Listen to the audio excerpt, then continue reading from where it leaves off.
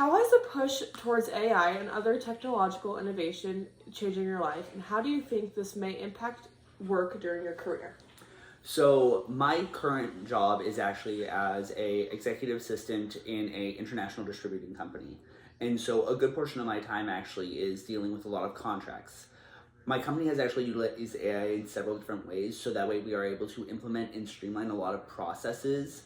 So it can be active so long as there's a guideline and there's ways to make sure that you are, verifying and checking the data. AI is a great way to go about basically making a guideline, streamline, or even a bracket of data that you can then alter to help implement. So, for instance, if I'm creating a data sheet of inventory or such, I can use AI and implement saying, give me an example of something like this. Yeah. It's no different than Google, but a lot more hands-on with in-depth. Or if even when we do website updates, I can say, I want to do this in a code, how would it look? Right. And it can actually show me an example, which will let me then learn how to do it better. Yeah, exactly what you're looking for. Exactly. Yeah, perfect. What are the privacy concerns about geolocation and tagging mobile social media? How do you think these services and concerns will evolve in the future?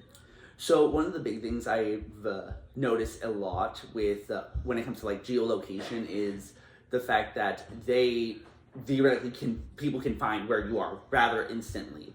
I mean, that's no different than in a lot of Facebook or things like that. When you post a picture, honestly, with the way people are nowadays, they can zoom into that picture when there's here's the street sign, here's this. Right. And if there's somebody who's smart enough at social media, they can find that. I do see that this can be a pressing concern, specifically if it's people going, studying abroad or things like that, where they may not be as more knowledgeable about where they're. And so it's always good to make sure that, you are protecting yourself in that way. I can see the concern growing, and I would like to actually see a lot of companies doing more to create defenses against their data being leaked into it. That's one of the things that I've noticed, because very few people off themselves can just tap in and try and find your signal. Yes, there are some people, but it's not the everyday hacker who can hack into Apple systems and be able to find your location. Yeah.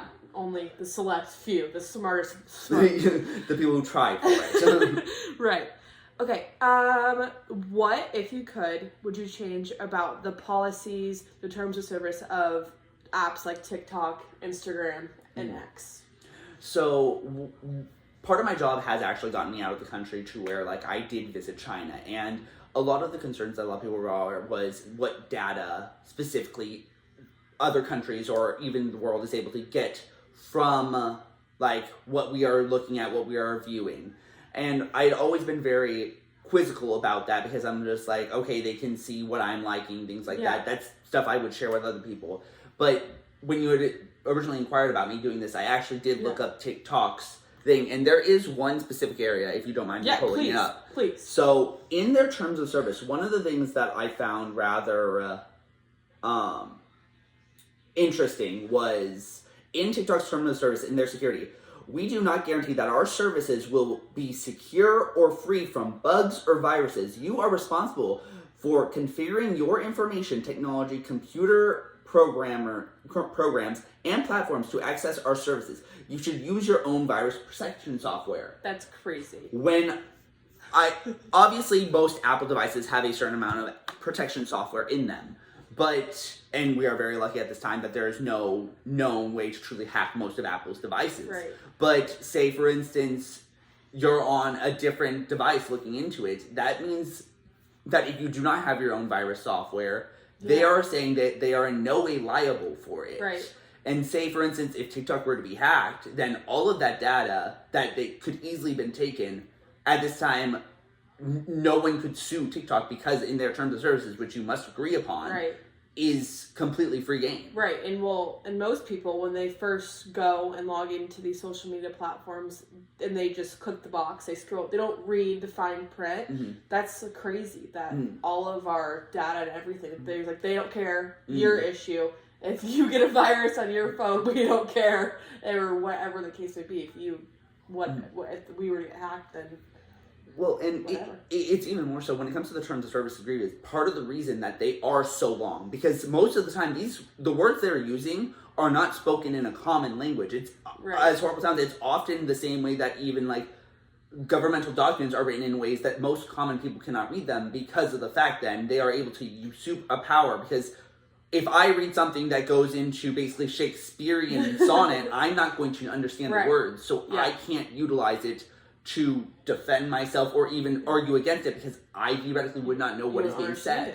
Yeah, so what you're saying is, if we could revise it, it would be more terms that people would understand instead of all this foreign, basically, language to us. I would say speak in a much more common tongue, and also have more, companies should have more liability. They should be, as we are, in a way, their consumer, even if it's something that's a free app. They're obviously getting a revenue, otherwise the app would not exist. Hold your respect to that. Be there for your consumer, because that is going to be what makes you a lasting company. Right. I agree. Okay, last question. How have your expectations for personal privacy changed, if at all, in the age of social media? What are your most important concerns? So actually, I have never been very much a social media kind of person, for the sole purpose of the fact, not even so much that I've been secretive, but it's just one of those things I've never understood why everyone would want to know every single update of my day. Yeah. I'm not as worried about the concern for the security in regards to me, but I am worried about the fact that if I am not prevalent in a certain amount of regards, what will be dissuaded of me as a person because I am not prevalent. Right. Well, thank you so much for taking time to sit down with me today. Absolutely. I really appreciate it.